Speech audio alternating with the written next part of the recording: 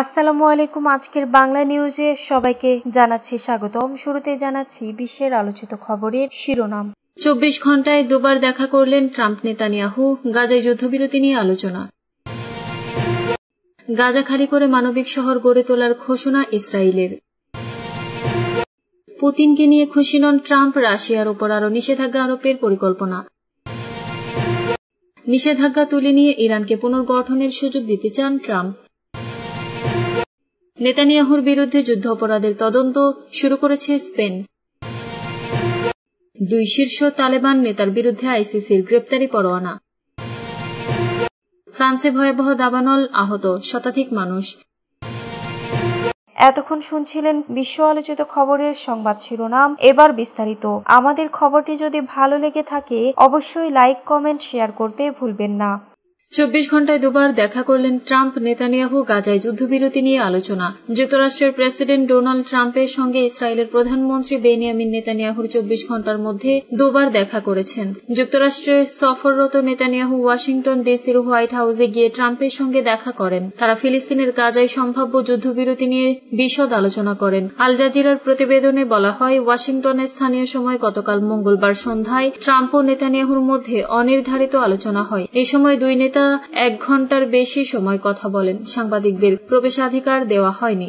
মার্কিন প্রেসিডেন্ট ও ইসরায়েলের প্রধানমন্ত্রী যেদিন হোয়াইট হাউসে অনির্ধারিত আলোচনায় বসলেন সেদিনও গাজা উপত্যকা জুড়ে ইসরায়েলি বাহিনীর হামলায় অন্তত 95 জন নিহত হওয়ার খবর পাওয়া গেছে। এর আগে স্থানীয় সময় গত সোমবার হোয়াইট হাউসে নৈশভোজের অংশ নেন ট্রাম্প নেতানিয়াহু। গত 20 জানুয়ারি দ্বিতীয় মেয়াদে হোয়াইট হাউসে প্রবেশ করেছেন ট্রাম্প। এরপর থেকে তৃতীয়বারের মতো ট্রাম্পের সঙ্গে দেখা করতে যুক্তরাষ্ট্রে গেলেন নেতানিয়াহু। গতকালের অনির্ধারিত আলোচনার আগে ট্রাম্প বলেন তিনি নেতানিয়াহুর সঙ্গে গাজার বিষয়ে বিশেষভাবে কথা বলবেন।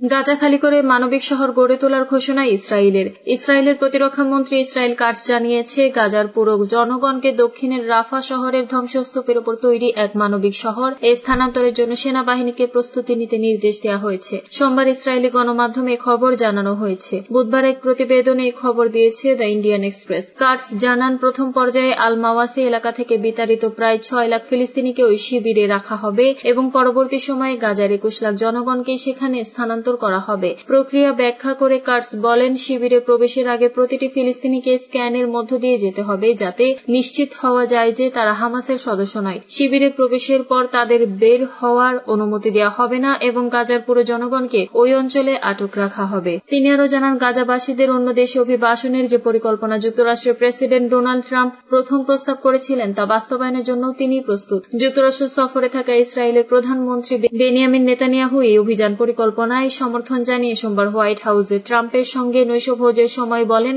আমরা যুক্তরাষ্ট্রের সঙ্গে ঘনিষ্ঠভাবে কাজ করছি এমন দেশগুলো খুঁজে বের করতে যারা ফিলিস্তিনিদের জন্য উজ্জ্বল ভবিষ্যৎ দিতে চায় এবং আমরা কয়েকটি দেশের কাছ থেকে ইতিবাচক সাড়া পেতে যাচ্ছি। পুতিনকে নিয়ে খুশি নন ট্রাম্প, রাশিয়ার ওপর আরও নিষেধাজ্ঞা আরোপের পরিকল্পনা।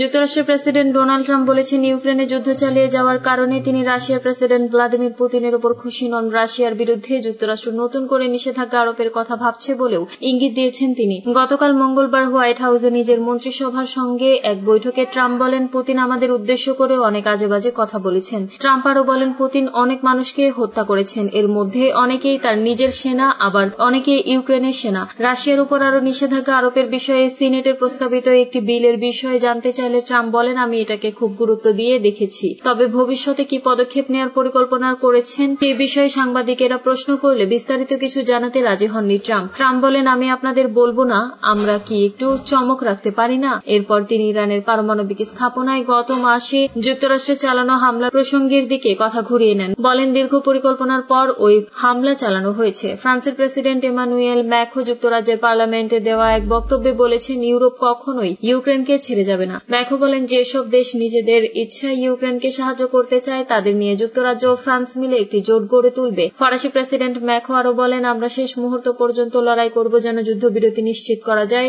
যেন শান্তি প্রতিষ্ঠার আলোচনা শুরু করা যায়। নিষেধাজ্ঞা তুলে নিয়ে ইরানকে পুনর্গঠনের সুযোগ দিতে চান ট্রাম্প।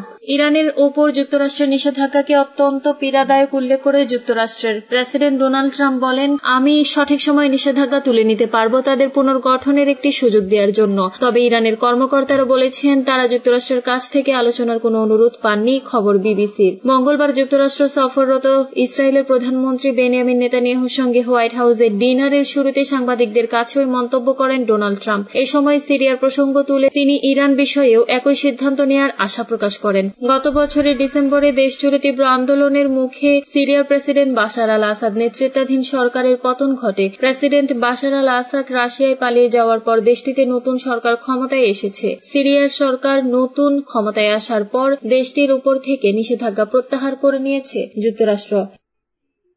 নেতানিয়াহুর বিরুদ্ধে যুদ্ধাপরাধের তদন্ত শুরু করেছে স্পেন। ইসরায়েলের প্রধানমন্ত্রী বেনিয়ামিন নেতানিয়াহু, পররাষ্ট্রমন্ত্রী ইসরায়েল কাটজ এবং বেশ কয়েকজন শীর্ষ সামরিক কর্মকর্তার বিরুদ্ধে যুদ্ধ অপরাধ ও মানবতা বিরোধী অপরাধের অভিযোগে একটি ফৌজদারি তদন্ত শুরু করেছে স্পেনের জাতীয় আদালত। অভিযোগ, গত মাসে গাজাগামী একটি মানবিক ত্রাণ জাহাজে ইসরায়েলি বাহিনীর হামলা।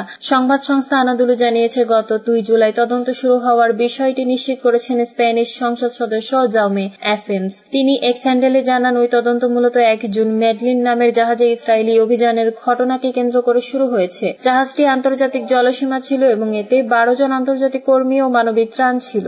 ইসরায়েলি বাহিনী জাহাজটি আটক করে। আটক হওয়াদের মধ্যে ছিলেন সুইডিশ পরিবেশ আন্দোলনের নেত্রী গ্রেটা থানবার্গ এবং ফরাসি ফিলিস্তিনি মানবাধিকার আইনজীবী রিমা হাসান। স্প্যানিশ নাগরিক সার্জিও টোরিবিও ও আরব কজের প্রতি সংহতি কমিটি নামের একটি সংগঠন এই মামলাটি করেছে। 2 শীর্ষ তালেবান নেতার বিরুদ্ধে আইসিসির গ্রেপ্তারি পরোয়ানা। আন্তর্জাতিক অপরাধ আদালত আইসিসি আফগানিস্তানের তালেবানের 2 শীর্ষ নেতার বিরুদ্ধে গ্রেপ্তারি পরোয়ানা জারি করেছেন। তাদের বিরুদ্ধে দেশটির নারী ও কিশোরীদের নানাভাবে দমন পীড়নের অভিযোগ আনা হয়েছে। আইসিসি গতকাল মঙ্গলবার বলেছেন, আফগানিস্তানে 2021 সালে তালেবান ক্ষমতায় আসে। এরপর থেকে দেশটিতে নারী ও কিশোরীদের প্রতি যে আচরণ করা হয়েছে তাতে তালেবানের সর্বোচ্চ নেতা হাইবাতুল্লাহ আখুন্দজাদা এবং দেশটির প্রধান বিচারপতি আব্দুল হাকিম হাক্কানির বিরুদ্ধে মানবতা বিরোধী অপরাধ সংগঠনের অভিযোগের যুক্তিসঙ্গত ভিত্তি রয়েছে। তালেবান ক্ষমতায় আসার পর নারী ও কিশোরীদের ওপর একের পর এক বিধিনিষেধ আরোপ করেছে। এর মধ্যে রয়েছে 12 বছরের বয়সী মেয়েদের পড়াশোনার উপর নিষেধাজ্ঞা আরোপ এবং অনেক চাকরি থেকে নারীদের বিরত রাখা। আফগানিস্তানের পুরুষ অভিভাবক ছাড়া নারীরা কত দূর ভ্রমণ করতে পারবে সে বিষয়েও কড়াকড়ি আরোপ করা হয়েছে তালেবান সরকার। এমনকি জনসম্মুখে নারীদের নিয়ে কথা বলার বিষয়েও নির্দেশনা জারি করা হয়েছে। এক বিবৃতিতে আইসিসি জানিয়েছে, আফগানিস্তানের জনগণের উপর কিছু নিয়ম ও নিষেধাজ্ঞা আরোপ করেছে তালেবান।